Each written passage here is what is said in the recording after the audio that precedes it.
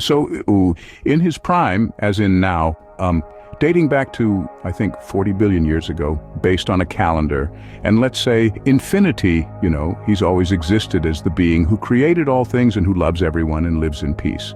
I want that particular mindset of peace to float and then sink deep into the core heart of man. I mean, like, seriously, guys, why all the hate when we have peace and love around? So Father's existence doesn't pose a problem to the world, but the world poses a problem to his existence because a lot of people are in denial.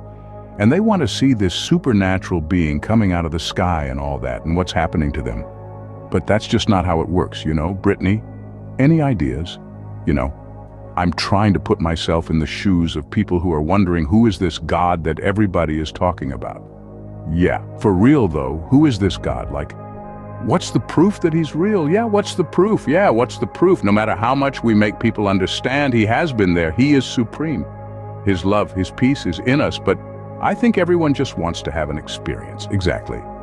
An experience, and in as much as so many people they have a fixed mindset that their experience must be an external something. It must be physical. They must see a being apart from them.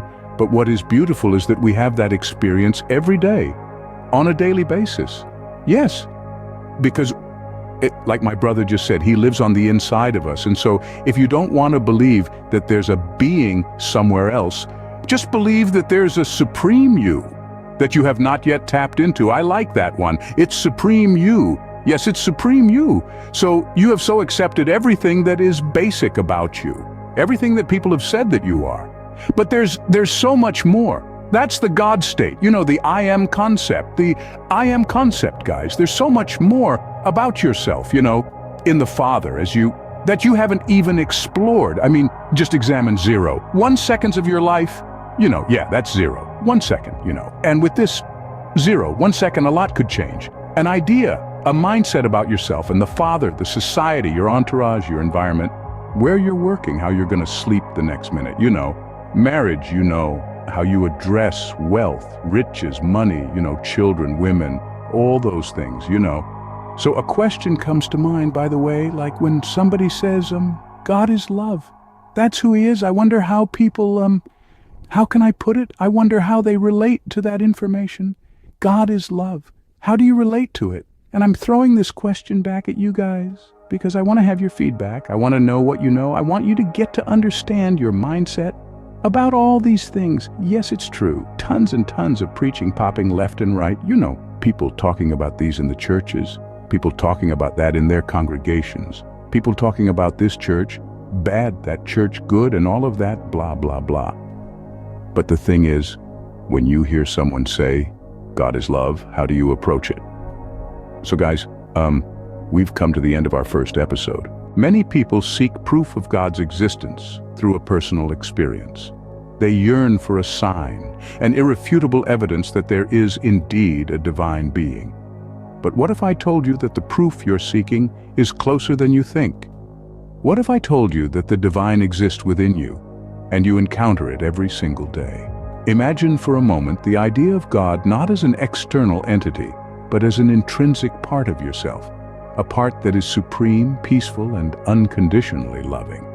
This is not about deifying ourselves, but about recognizing the divine within us. It's about realizing that we are more than just our physical bodies, our worldly accomplishments, or our societal labels.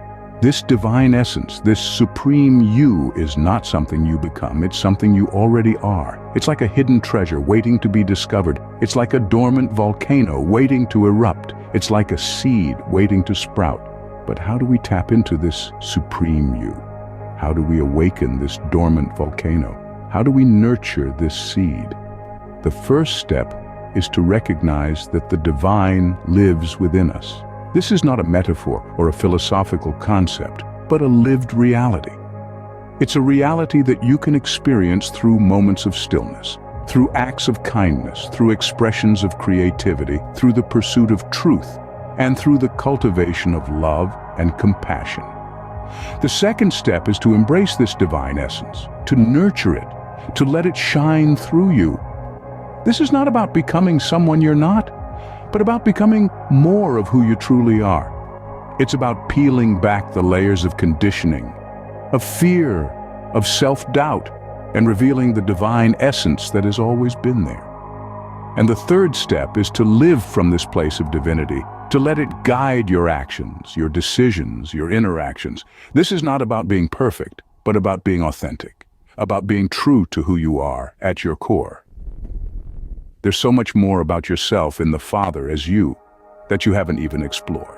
When somebody says, God is love, how do you relate to that information? It's a rather intriguing question, isn't it? This phrase, God is love, has been echoed across the ages, reverberating through the chambers of human history. But what does it mean to you personally? You see, the concept of God as an eternal, supreme being who loves all is a profound idea. It suggests that no matter who we are, where we come from, or what we've done, we are all loved equally. And this love isn't merely a passive feeling, it's active, transformative, and deeply personal. But there's more.